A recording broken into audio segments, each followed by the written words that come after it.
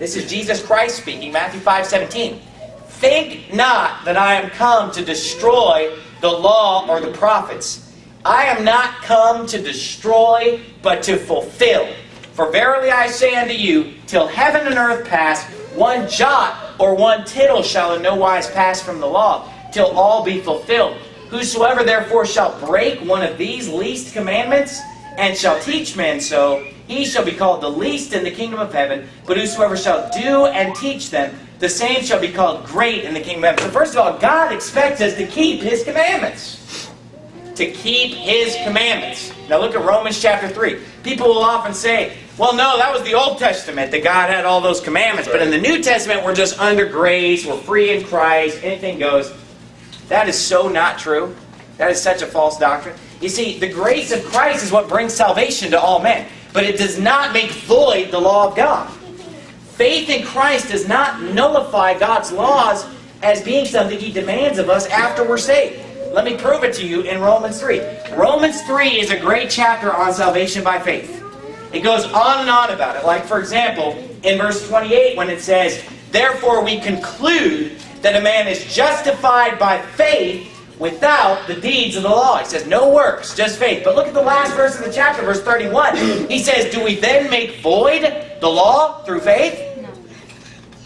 God forbid. Yea, we establish the law. He says we don't make void the law through faith. Now he said if salvation come by the law, go down to chapter 4. Chapter 4, verse number, let me find my place here. Verse 14, Romans 4:14 says this, for if they which are of the law be heirs, faith is made void, and the promise made of none effect. He says, look, if salvation is by works, if salvation is by keeping the law, then faith is made void. But he said if salvation is by faith, that does not make the law void. He said, do we then make void the law through faith? God forbid. Yea, we establish the law. Jesus Christ did not come to destroy the law or the prophets. He came to fulfill. He said you need to teach people to keep these commandments. And the Bible is filled with hundreds and hundreds of commandments. And God expects you today as His child to keep His commandments. He said, if you love me, keep my commandments. Keep the commandments. You say, well, I just believe if we love, that's it. This is what He said. For this is the love of God, that we keep His commandments, and His commandments are not grievous. 1 John 5:3. 2 John says this, and this is love, that we walk after His commandments. This is the commandment that as you've heard from the beginning, ye should walk in it. Our love for God is measured by how much we walk in His commandments. By how much we keep His commandments. Now, there's a lot of false teaching out there that wants to throw out the whole Old Testament. Now look, parts of the Old Testament have been changed. Those parts are clearly spelled out in the book of Hebrews. He says that we're not under the Levitical priesthood. Anything involving the priesthood, he said all the carnal or physical ordinances, the meats, the drinks, the things that had to do with food, the things that had to do with washings. Read the book of Hebrews and he spells out a lot of things that have been changed from the Old Testament to the New. But does that mean that we just throw out 80% of the Bible and say, oh, that's all Old Testament?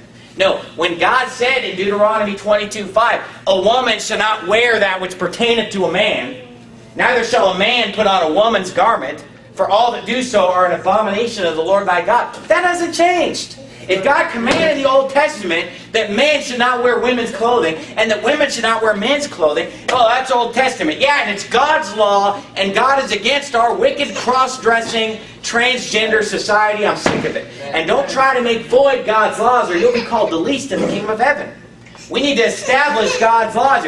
There is a right and wrong that has existed all the way from Adam and Eve until now. It's always been wrong to steal. It's always been wrong to lie. It's always been wrong to be cross-dressed. It's always been wrong to fornicate. It's always been wrong to commit adultery. It's always been wrong to murder. It's always been wrong. It's always been wrong to covet, to steal, to lie, to cheat, to do all these things. Because God has eternal, unchanging laws of right and wrong. And they've always been so, and we ought to live by those laws. It's commanded of us. He expects us. He requires us to keep His commandments. Now, how are you going to know God's commandments if you don't read the Bible? Right. You know, and this is where you have to read the whole Bible cover to cover to get all the commandments. He said, He showed thee, O man, what is good and what doth the Lord require of thee. It's all there in the Bible, but you have to read it. You have to find it.